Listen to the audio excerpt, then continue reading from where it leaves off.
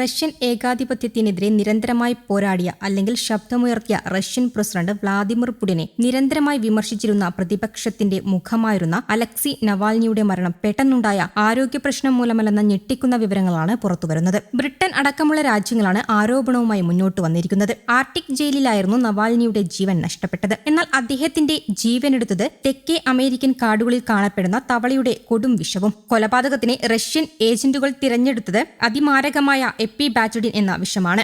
Dart frog എന്നറിയപ്പെടുന്ന തവളയുടെ തൊലിയിൽ നിന്നാണ് ഈ വിഷം ഉൽപ്പാദിപ്പിക്കപ്പെടുന്നത്. മോർഫിനേക്കാൾ 200 മടങ്ങ് ശക്തിയും ഇതിനുണ്ട്. ഇത് ശരീരത്തെ ബാധിക്കുന്നത് ഇങ്ങനെയാണ്. ശരീരത്തിലെ നാഡീവ്യൂഹത്തെ തളർത്തും. മരവിപ്പും പക്ഷാഘാതവും ഉണ്ടായി മിനിറ്റുകൾക്കകം മരണം സംഭവിക്കും. അലക്സി നവാൽനിയെ റഷ്യൻ ഭരണകൂടം വിഷം നൽകി കൊലപ്പെടുത്തുകയായിരുന്നു എന്നാണ് ബ്രിട്ടന്റെ ആരോപണം. തെക്കേ അമേരിക്കയിൽ കാണപ്പെടുന്ന ഡാർക്ക് ഫ്രോഗ് എന്നറിയപ്പെടുന്ന ഒരിനം തവളകളിൽ നിന്നും ഉൽപ്പാദിപ്പിക്കുന്ന എപ്പിബാറ്റിഡിൻ എന്ന വിഷം ഉള്ളിൽ ചെന്നാണ് അദ്ദേഹത്തിന്റെ മരണം സംഭവിച്ചിരിക്കുന്നത് എന്നാണ് വിദഗ്ധരുടെ വെളിപ്പെടുത്തൽ. 200 മടങ്ങ് ശക്തിയേറിയ വിഷമാണ് എപ്പിബാറ്റിഡിൻ. ഇത് നാഡീവ്യൂഹത്തെ ആക്രമിക്കുകയും തളർച്ചയും ഉണ്ടാകാൻ കാരണമാകും. അലക്സി നവാൽനിയെ റഷ്യൻ ഭരണകൂടം വിഷം നൽകി കൊലപ്പെടുത്തുകയായിരുന്നുവെന്ന് ബ്രിട്ടൻ ആരോപിക്കുന്നു. മോർഫിനേക്കാൾ 200 മടങ്ങ് ശക്തിയേറിയ ന്യൂറോടോക്സിൻ വിഭാഗത്തിൽപ്പെട്ട രാസായുധമായി കണക്കാക്കപ്പെടുന്ന വിഷമാണ് എപ്പിബാറ്റിഡിൻ. ഇത് നാഡീവ്യൂഹത്തെ ആക്രമിക്കുകയും തളർച്ചയും മരവിപ്പും ഉണ്ടാകുകയും ചെയ്യും. തെക്കേ അമേരിക്കയിലെ ചില ഗോത്രങ്ങൾ വേട്ടയാടലിനായി അമ്പുകളിലും ഗണ്ണുകളിലും ഈ വിഷം ഉപയോഗിക്കാറുണ്ട്.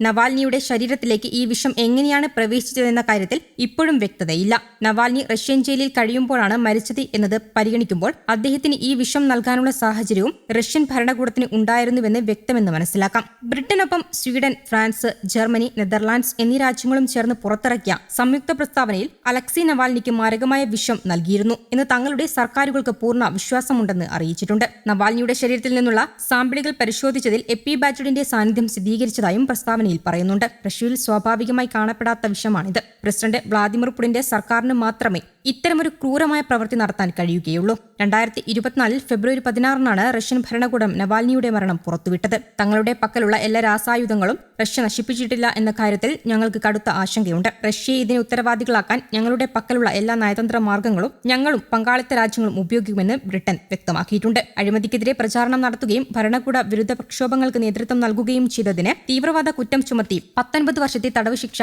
അനുഭവിക്കുകയായിരുന്നു നവാൽനി. എന്നാൽ ഇതിൽ അസ്വാഭാവികത ഉണ്ടെന്ന് അദ്ദേഹത്തിന്റെ ഭാര്യയും വ്യക്തമാക്കിയിരുന്നു. 2 ലബോറട്ടറികൾ അദ്ദേഹം വിഷം ഉള്ളിൽ ചെന്നാണ് മരിച്ചതെന്ന് സ്ഥിരീകരിച്ചതായി അദ്ദേഹത്തിന്റെ ഭാര്യ പറഞ്ഞു. ഉപയോഗിച്ച വിഷത്തെക്കുറിച്ചോ സാമ്പിളുകളെക്കുറിച്ചോ ഉള്ള കൂടുതൽ വിവരങ്ങൾ അന്ന് അവർ വെളിപ്പെടുത്തിയിരുന്നില്ല. പകരം ഫലങ്ങൾ പരസ്യപ്പെടുത്താൻ ലബോറട്ടറികളെ അവർ വെല്ലുവിളിക്കുകയാണുണ്ടായത്. അന്ന് സോഷ്യൽ മീഡിയയിൽ പങ്കുവച്ച വീഡിയോയിൽ പറഞ്ഞത് ഇങ്ങനെയായിരുന്നു: നിശബ്ദയായിരിക്കാൻ കഴിയില്ല. എന്റെ ഭർത്താവ് അലക്സി നവാൽനിയുടെ കൊലപാതകത്തിന് ഉത്തരവാദി വ്ളാഡിമിർ പുടിൻ ആണെന്ന് ഞാൻ തറപ്പിച്ചു പറയുന്നുവെന്ന് അവർ ആരോപിച്ചു. എന്നാൽ നവാൽനി കൊല്ലപ്പെട്ടതാണെന്ന ആരോപണങ്ങൾ നിഷേധിച്ച ക്രൈംലിൻ രക്തസമ്മർദ്ദത്തിലുണ്ടായ പെട്ടെന്നുള്ള വർധനവും വിട്ടുമാറാത്ത ആരോഗ്യ പ്രശ്നങ്ങളുമാണ് മരണകാരണമെന്നായിരുന്നു വിശദീകരണം നൽകിയത്. നവാൽനി ജീവിച്ചിരുന്നപ്പോൾ അദ്ദേഹത്തിന്റെ പേര് ഉച്ചരിക്കാൻ പോലും വിമുഖത കാണിച്ചിരുന്ന പുടിൻ മരണം നടന്ന് 1 മാസത്തിന് ശേഷം നവാൽനിയെക്കുറിച്ച് അനുസ്മരിച്ചത് ഒരാൾ രോഗത്തോട് വിട പറയുന്നത് എപ്പോഴും സങ്കടകരമായ കാര്യമാണ് എന്നായിരുന്നു. എന്നാൽ 2024 ചോർന്നതും ഒരു റഷ്യൻ പ്രതിപക്ഷ വെബ്സൈറ്റ് പ്രസിദ്ധീകരിച്ചതുമായ ഔദ്യോഗിക രേഖകൾ പ്രകാരം നവാൽനിയുടെ മരണത്തിന് മുൻപുള്ള ലക്ഷണങ്ങൾ വിഷപ്രയോഗത്തിന്റേതായിരുന്നു എന്ന് വ്യക്തമാകുന്നു.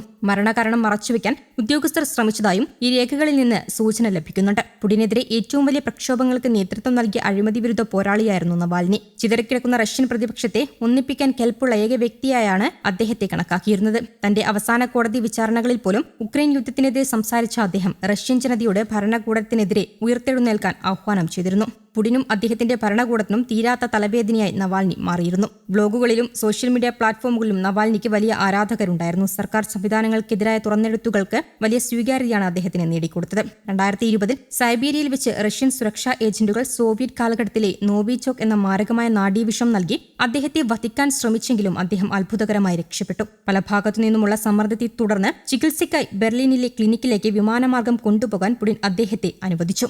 എന്നാൽ 2021 ജനുവരിയിൽ തിരികെ മോസ്കോയിൽ വിമാനമിറങ്ങിയ ഉടൻ തന്നെ അദ്ദേഹം അറസ്റ്റ് ചെയ്യപ്പെട്ടു. പൊതുചടങ്ങായി ശവസംസ്കാരം നടത്തിയാൽ അത് ഭരണകൂട വിരുദ്ധ പ്രതിഷേധങ്ങൾക്ക് വഴിവെക്കുമെന്നു ഭയന്ന് നവാൽനിയുടെ മൃതദേഹം രഹസ്യമായി അടക്കം ചെയ്യാനായിരുന്നു അധികൃതർ ആദ്യം നിർബന്ധം പിടിച്ചത്. വ്യാപകമായ പ്രതിഷേധങ്ങൾക്കൊടുവിൽ ക്രൈംലിൻ മൃതദേഹം വിട്ടുകൊടുക്കുകയും മോസ്കോയിലെ ബോറിസോവ്സ്കോയ് സെമിത്തേരിയിൽ നവാൽനിയെ അടക്കം ചെയ്യുകയും ചെയ്തു. അദ്ദേഹത്തിന്റെ ശവസംസ്കാര ചടങ്ങുകൾ രാജ്യം കണ്ട ഏറ്റവും വലിയ പ്രതിപക്ഷ റാലിയായി മാറി. എങ്കിലും നവാൽനിയുടെ മരണശേഷം അദ്ദേഹത്തിന്റെ അഴിമതി വിരുദ്ധ ഫൗണ്ടേഷന്റെ പ്രവർത്തനം പ്രതിസന്ധിയിലായി. വിദേശത്ത് കഴിയുന്ന അനുനായികൾക്ക് റഷ്യയ്ക്കുള്ളിൽ സ്വാധീനം ചെലുത്താൻ കഴിയുമായിരുന്നില്ല. പ്രധാന സാമ്പത്തിക സ്രോതസ്സുകളും ഇല്ലാതായി. കഴിഞ്ഞ മാസം ഡയറക്ടർ ഇവാൻ ഷ്ദാനോവ് സ്ഥാനം ഒഴിഞ്ഞു. അലക്സിയില്ലാതെ പഴയതുപോലെ ഒന്നുമില്ല എന്നായിരുന്നു അദ്ദേഹത്തിന്റെയും പ്രതികരണം. News desk Kerala Kaumudi.